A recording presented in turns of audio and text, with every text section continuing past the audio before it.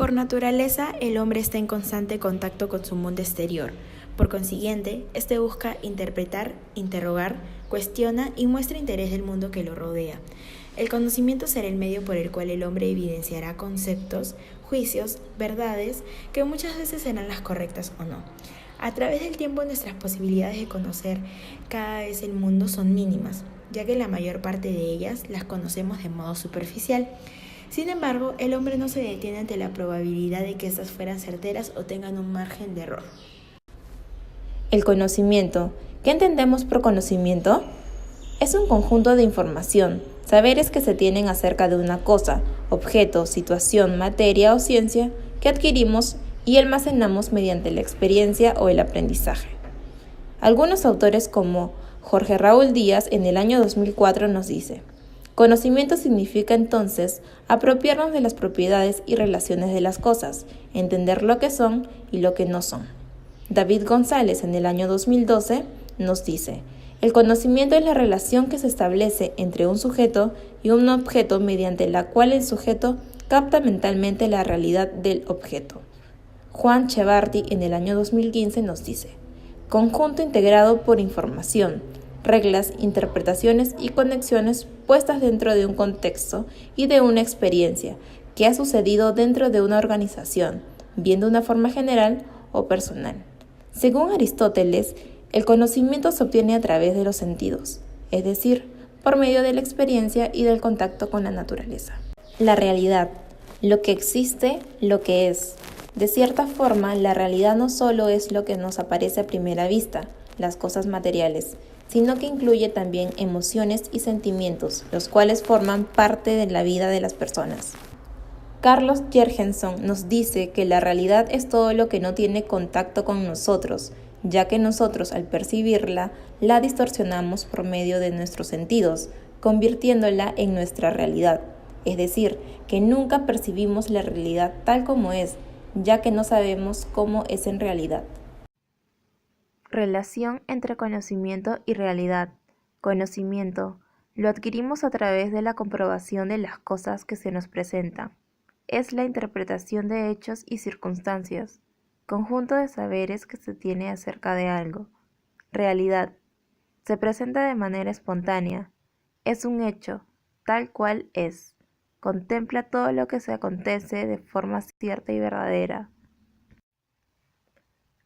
La realidad existe. Asume la forma de manifestaciones observables directamente por los sentidos o por instrumentos que perfeccionan y agudizan la capacidad humana de registrar señales del mundo circundante. Los objetos considerados como existentes y por lo tanto reales persisten en su estimulación a los sentidos o a los instrumentos de observación por encima de que el observador lo niegue en su mente y en la medida en que están dotados de validez externa al sujeto.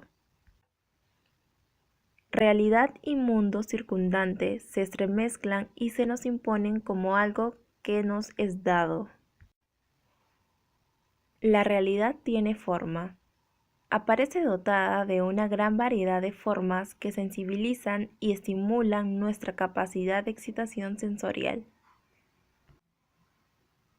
Los objetos comienzan a estar dotados de una presencia física, dotados de formas y a ocupar un lugar en el espacio físico a medida que nuestros sentidos registran sus diferentes manifestaciones.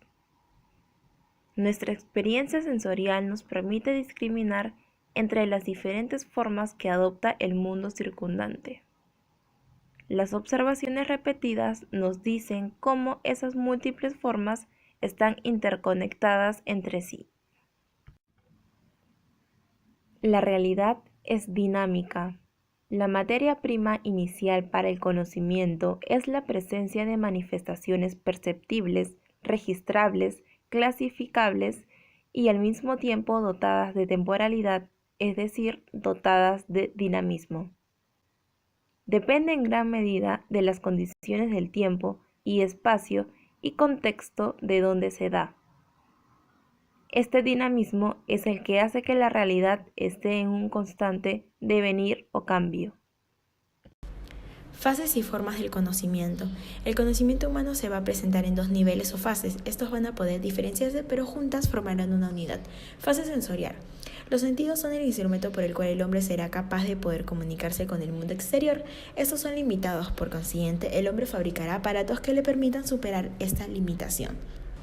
La fase sensorial se dividirá en tres. Percepciones. El hombre a través de estas evidenciará los objetos y fenómenos que lo rodean.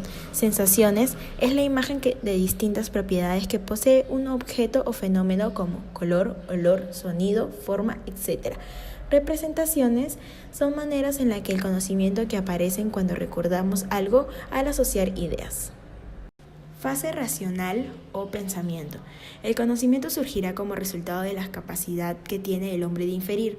Se da la posibilidad de romper con estructuras de la experiencia directa. Esta es algo que se adquiere con la práctica y poder llegar a la razón. Esta fase estará ligada a la facultad que posee el hombre de inducción y deducción. La fase racional o pensamiento presenta tres divisiones. El concepto es el criterio humano por el cual se presentan características generales de las cosas. El juicio es la forma de pensar mediante el cual el hombre va a comparar lo pensado con la realidad. Y por último, el razonamiento. Este le va a permitir al hombre concluir de un conocimiento en particular sin que intervenga la percepción.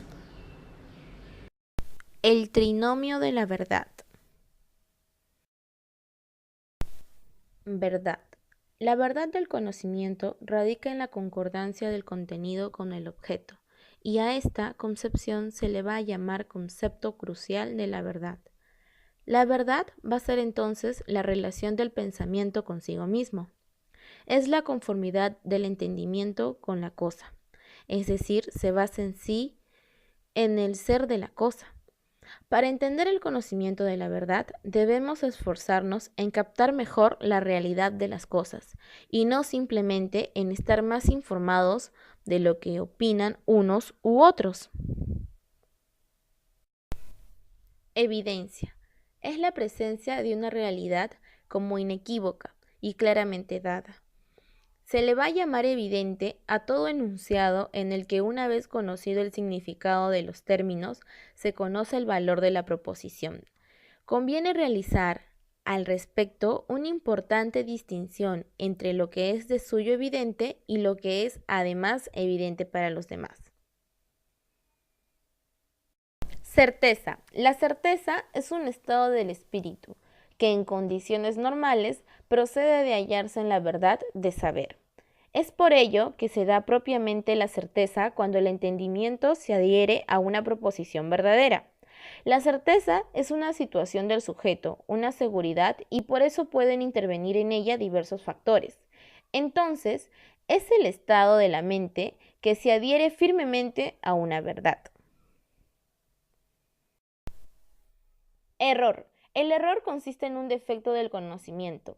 El error, en cuanto que es un juicio, requiere una causa eficiente. Es por ello que en el error hay una inadvertencia, es decir, una falta de reflexión que debería haber. La duda. La duda es un estado de equilibrio entre la afirmación y la negación, sin saber a dónde inclinarse más a un extremo que al otro. Podemos decir que la duda es espontánea. Tipos de duda.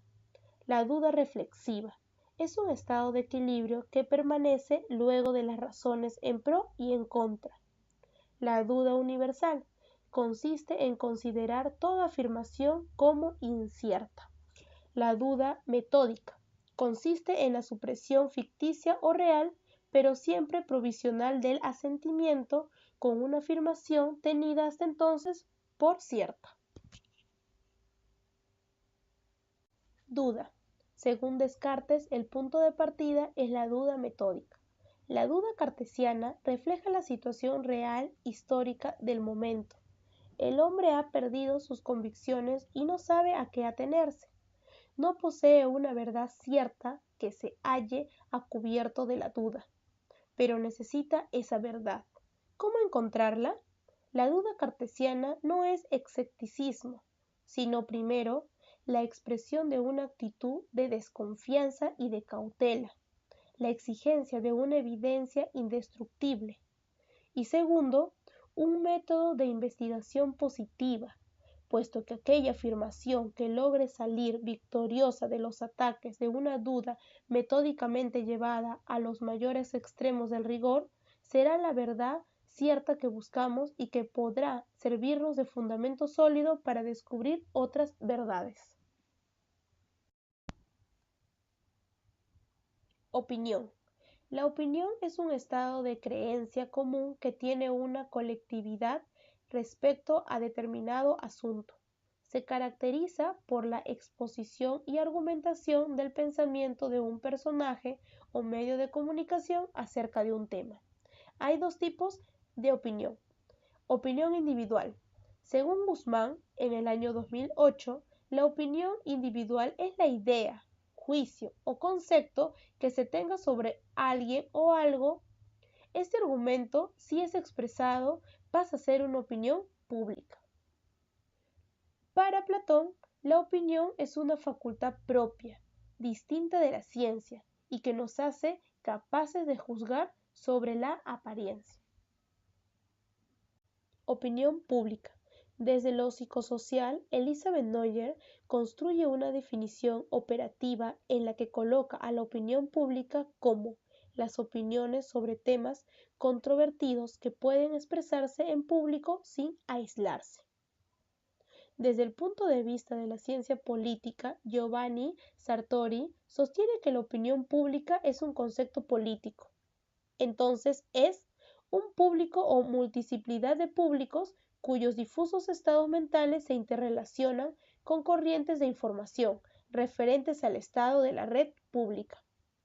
Desde la perspectiva crítica normativa, Jürgen Habermas indica que opinión pública significa cosas distintas según su contemple, como una instancia crítica con relación a la notoriedad normativa pública representativa o manipulativamente divulgada, de personas e instituciones, de bienes de insumo y de programa. Proceso de la opinión de Jürgen Habermas. De acuerdo al diccionario de la Real Academia de la Lengua Española, una actitud es una postura del cuerpo, especialmente cuando expresa un estado de ánimo. Expresión. La persona expresa opiniones sobre un tema público específico. Pienso que está mal que existe el matrimonio igualitario. Para que esta persona exprese, ha sido influenciada por diferentes aspectos. El primero, la persona se entera del tema.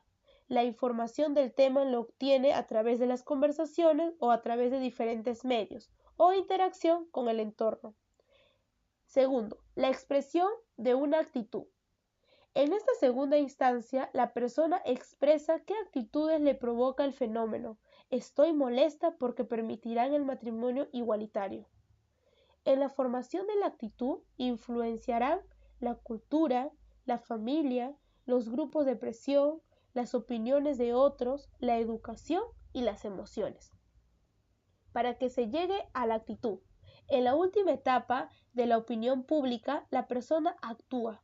Voy a sumarme a la marcha en protesta por la ley que permite el matrimonio igualitario. En esta etapa se pasa a la acción que demuestre la actitud hacia el fenómeno. En nuestro ejemplo, la actitud hacia el matrimonio igualitario. Conjetura. Ligeramente diferente de la duda es la tendencia a dar un juicio motivada por algún signo todavía muy leve para determinar el acto del entendimiento. La conjetura es la proposición que se piensa verdadera, pero que se debe ser sometida a examen para verificar su validez o para refutarla. Es el juicio u opinión formado a partir de indicios o datos incompletos o supuestos. El indicio es una señal, acción o actitud que da a conocer a otras personas en forma inconsciente o aprendida. Ignorancia. Privación de un conocimiento para el que se posee naturalmente actitud. Falta general de instrucción o de conocimientos. Hecho de ignorar o desconocer algo. Para Albert Einstein, todos somos muy ignorantes. Lo que ocurre es que no todos ignoramos las mismas cosas. Para Karl Popper, la verdadera ignorancia no es la ausencia de conocimientos, sino el hecho de negarse a adquirirlos. La ignorancia para Sócrates es la base sobre la que se apoya su ironía. Resulta fundamental dilucidar. Entonces, ¿en qué consiste la ignorancia? Ignorar es no saber, no tener idea de nada, no inquirir, ni cuestionarse, ni inquietarse, no registrar, no aprender, ni a reflexionar, ni a pensar, ni a inferir, ni a conjeturar. Y no se trata tanto de ciencia como de conciencia. El ignorante ignora, está ausente e inconsciente, no aprende, no incorpora porque está lleno de banalidades.